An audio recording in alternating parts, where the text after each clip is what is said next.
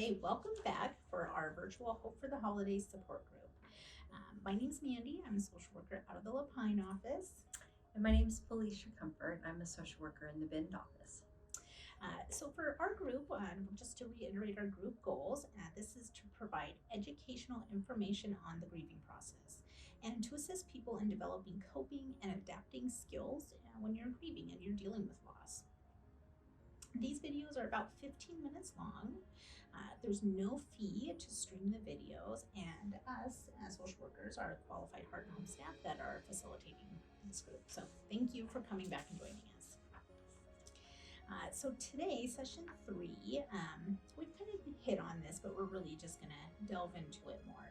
Revising the holiday to fit your needs. In case you haven't watched the other sessions, like we are giving you permission to change things. You can change things. It's okay to do things differently this year, next year, 5 years from now. It doesn't mean that you're going to have the same thoughts or feelings next year, but for right now, it's okay to change things.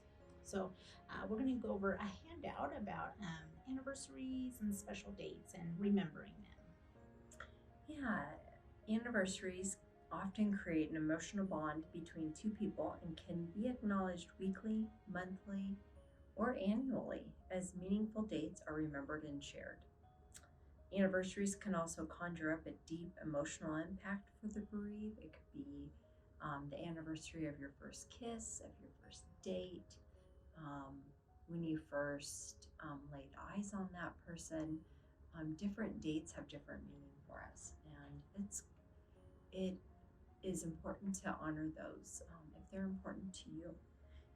For many people, it's important to acknowledge the important days and to remember those that they have lost. Grief is unique with each and every one of us. Mandy and I aren't going to grieve the same. We will have similarities to how we grieve, but inside how we grieve and what touches us, just as what touches you, is going to be different. Everyone reacts differently. Some may feel angry or upset, thinking, I should be over it by now. So many people have said that to me in sessions. And there is it's hurtful if others say that to you. And when you also place that expectation onto yourself, you're really not giving yourself grace and love for what grief is like.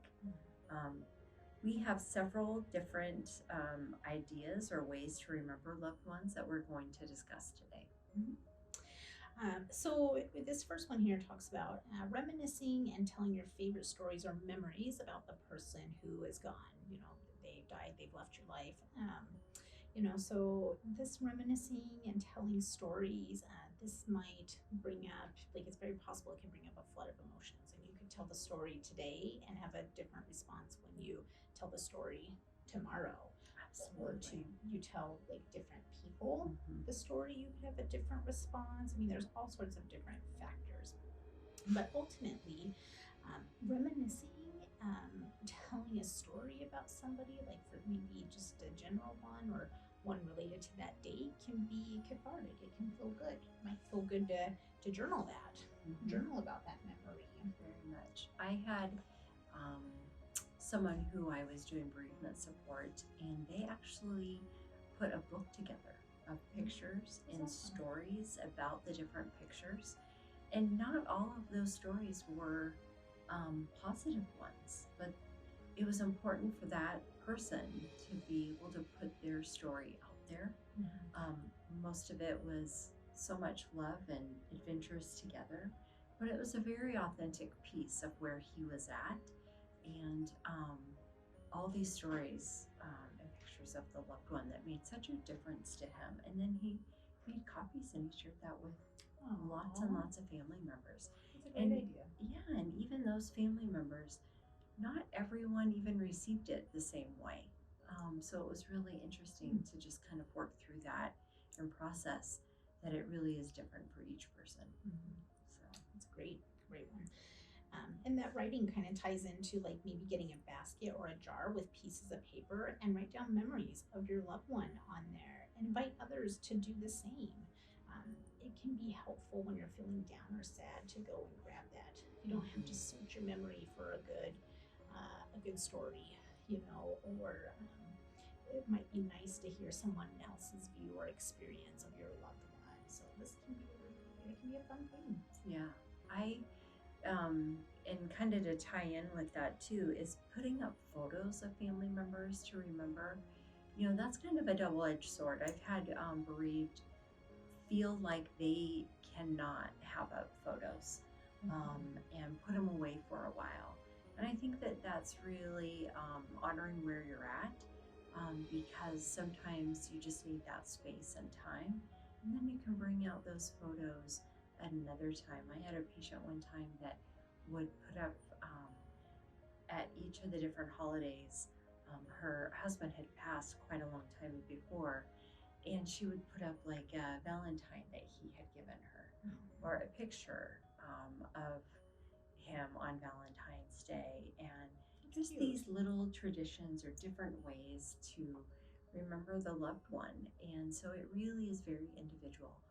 For some families, um, having up the photos is really important to them to be able to look at them each day. But then I have a widow who can't even go through all of her photos at this time because it's too triggering for her, and that's really okay too. It's just being aware of where you're at and how those photos might land on you, and if that is something that you're able to do at this time. So you And it don't might have change. to. It might change too. Like a year And from most now. likely it's going to change. Yeah, and that's okay. Yeah.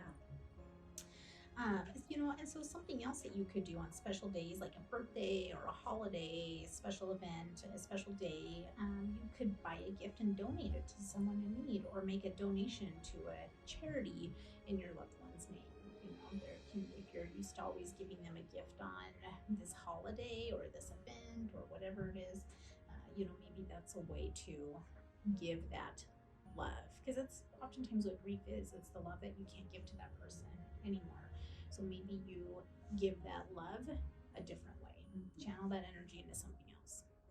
I love that idea, and that's something I know for myself that would be a powerful thing to do, to honor loved ones in my life when they do pass, because that's something I've done with them for holidays anyways, but would be a great way to carry on their memory. So I really like that. Another thing that you can do is to plan a special remembrance, or find a way that you can honor their loved one. And we've touched on that a bit in other sessions, having a chair set at the table or a photo at the table. But you can really make that what you want to be. And maybe it might be visiting the gravesite for some people, or visiting a special place that they loved. That could be on their birthday, or again on an anniversary, to really honor that loved one. Having a meal that they always liked. Yes. Going to it might be hard, but there's the idea of like going to a restaurant that maybe you frequented on that holiday, or that special day, or maybe you go to someplace new, or you, like, if it's their birthday, you have their favorite cake, on that day.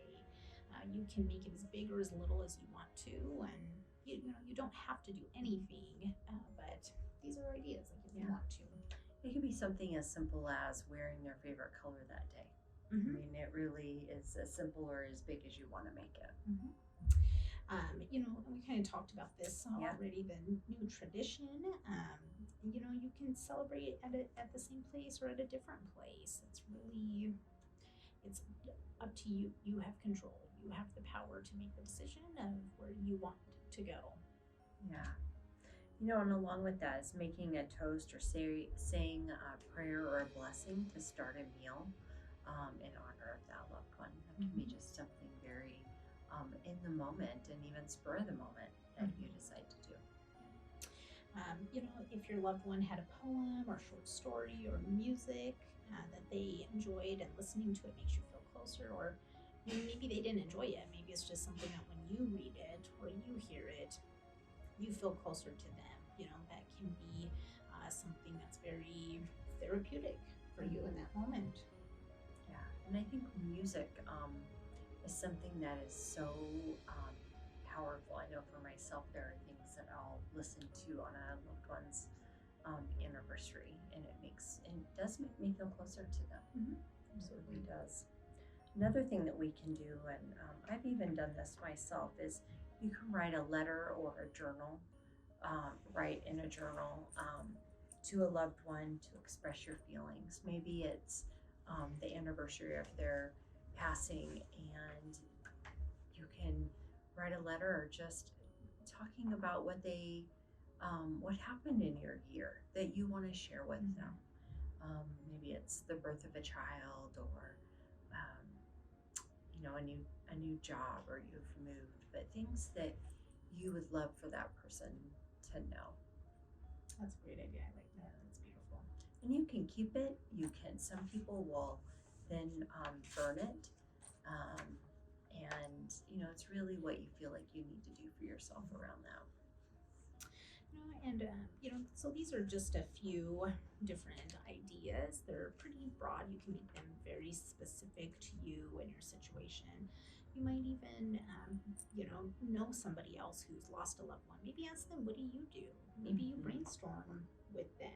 It can be helpful to have someone close to you that's experiencing or has experienced something similar to what you're going through. They might have a different idea or something that you just love. Yeah, I think that's a great idea. Sometimes I've had um, people set like a weekly date, and they would get together and share a meal.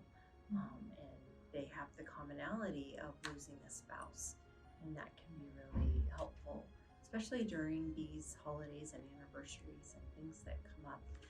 Just to have that extra support of what they've done to help get them through. So, yeah. Well, thank you for joining us. We hope that this was helpful, and we hope to have you join us at session 4. Take care. Thank you.